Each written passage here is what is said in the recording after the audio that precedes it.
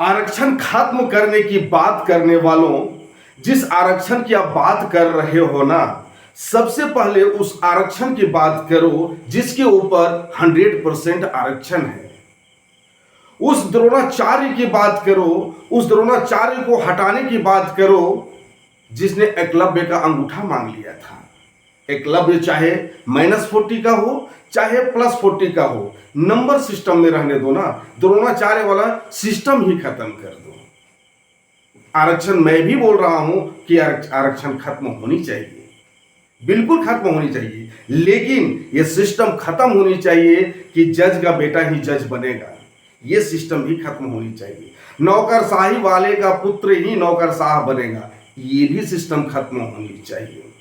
अभी कुछ ही सीट पर आरक्षण वाले गए तो आपके पेट में गुड़गुड़ी होने लगी। आपको बर्दाश्त नहीं हो रहा है कि आखिर ये लोग यहां क्यों पहुंच रहे हैं। अभी मैं ताजा जानकारी आप लोगों के साथ शेयर करता हूं, जो झारखंड में घटना घटी उसके बारे में मैं बात बताता हूं। एक अभय तिवारी नाम का व्यक्ति है जिसके पास कुछ पावर आया, तो उसने अपने पावर को ऐसा इस्तेमाल किया, सिर्फ उसके घर वाले ही उसको विद्वान नजर आए। दूसरी ना कोई ST/SC विद्वान नजर आया, ना OBC नजर आया, कोई नहीं आया, सिर्फ उसके घर वाले ही विद्वान नजर आए और सभी घर वाले को सेट कर दिया। और ये बात तब पता चली जब झारखंड में छात्रों द्वारा आंदोलन किया गया। यदि छात्र के द्वारा आंदोलन नहीं किया जाता तो ये भी पता नहीं चल पाता। इसीलिए बूढ़े लोग एक कहावत कहते हैं कि एकलव्य कमजोर नहीं था, द्रोणाचार्य ही खेला करता था हर बार। और वही द्रोणाचार्य वाला सिस्टम आप हटा दीजिए ना और नंबर सिस्टम पे आ जाइए, पता चल जाएगा कि -40 और +40 में क्या अंतर है, सीधा सबको समझ में आ जाएगा।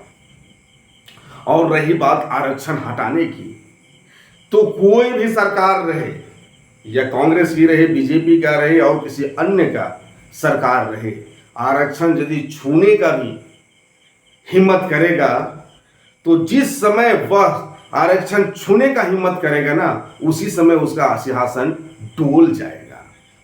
मैं बता दूं आप लोगों को, अभी तो आरक्षण मिला है, अभी तो ये बाकी है कि जिसकी जितनी भागीदारी उसकी उतनी हिस्सेदारी, और आरक्षण बढ़ाने की मांग तो अभी बाकी है। अभी तो सिर्फ आरक्षण थोड़ा सा 1990 में आरक्षण लागू हुआ तो इतना तकलीफ होने लगा है।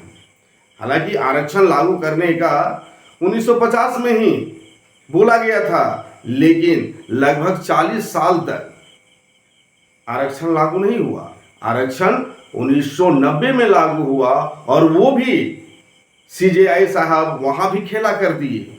उन्होंने कहा कि क्रीमी लेयर और नॉन क्रीमी लेयर को OBC में बांट दिया, ऐसी स्थिति ला करके खड़ा कर दिया। आरक्षण किसे कहते हैं इसका डेफिनेशन यदि आपको जानना है तो EWS को एकदम भली भांति आप लोग जान लीजिए। EWS आरक्षण जब लागू हुआ, ST/SC OBC आरक्षण लागू होने में तो कई साल लग गए, बहुत कड़ी मेहनत करना पड़ा, तब कहीं जाकर के ST/SC OBC आरक्षण लागू हुआ। लेकिन EWS आरक्षण लागू करने के लिए कतई मेहनत नहीं करना पड़ा, कोई भी मेहनत नहीं करना पड़ा, कैबिनेट में लाया गया और उसे पारित कर दिया गया। और EWS का आप आरक्षण देखोगे ना तो आपको उसका कट ऑफ ST/SC और OBC से भी नीचे नजर आएगा कट ऑफ।